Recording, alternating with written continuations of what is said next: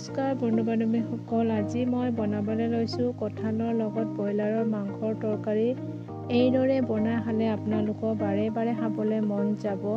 কেনেকৈনো আমি টেষ্টি কৰি কঁঠালৰ তৰকাৰী বনাব পাৰোঁ চাওকচোন আহক।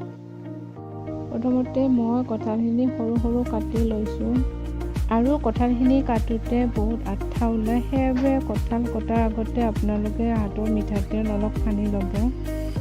আৰু কঁঠালৰ লগত মই ডাঙৰ চাইজৰ আলু এটা কাটি দিছোঁ আৰু কঁঠালখিনি সিজাবৰ কাৰণে কেৰাহী এখনত পানী দি বইল কৰি ল'ম। এতিয়া কাটি থোৱা কঁঠালৰ টুকুৰাখিনি দি দিছোঁ আৰু ইয়াত এচামুচ নিমখ দি দিছোঁ আৰু নিমখ দিলে সোনকালে সিজি আহে। এতিয়া মোৰ কঁঠালখিনি ধুনীয়াকৈ সিজি আহিল। এতিয়া মই তৰকাৰীত দিব মছলা লৈছোঁ। পিঁয়াজ এটা, শুকান জলকীয়া কেইটামান, বিলাহী দুটা আৰু গৰম মছলা আৰু নহৰু কেইটামান লৈছোঁ। এতিয়া মিক্সিত দি গুড়া কৰি ল'ম। শুকান জলকীয়া আৰু গোটা গৰম মছলা আৰু নহৰু কেইটামান মই মিক্সিত গুড়া কৰি ল'ম। এয়া ধুনীয়াকৈ মিক্সিত গুড়া কৰি ল'লোঁ আৰু ইফালে মাংসখিনি ভালকৈ ধুই ল'লোঁ।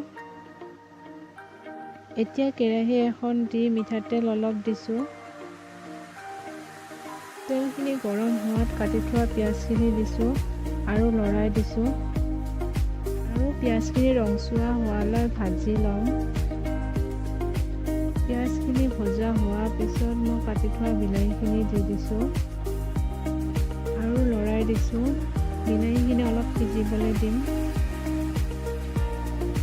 এতিয়া বিলাহীখিনি ধুনীয়াকৈ সিজি অহাৰ পিছত মাংসখিনি দি দিছোঁ আৰু মাংসখিনি মই বইল কৰি লৈছিলোঁ। এতিয়া ধুনীয়াকৈ লৰাই দিছোঁ। এতিয়া পৰিমাণ অনুসৰি নিমখ দিছোঁ। এতিয়া গোটেইখিনি মিক্স কৰি লৰাই দিছোঁ আৰু হালধি গুড়ি এচামুচ দিছোঁ আৰু লৰাই দিছোঁ।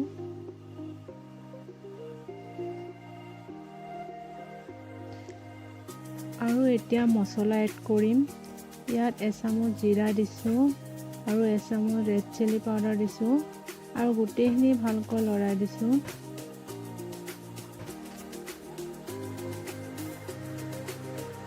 অলপ সময় ভজা হোৱাৰ পিছত মই গোটা গৰম মছলা আৰু শুকান জলকীয়া, নহৰু মিক্সিত গুড়া কৰাখিনি দি দিছোঁ। ধুনীয়াকৈ লৰাই দিছোঁ।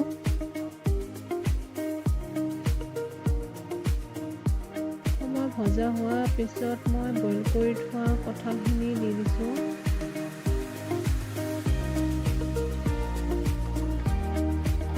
আৰু এইদৰে গোটেইখিনি ভালকৈ মিক্স কৰি লৰাই দিছোঁ।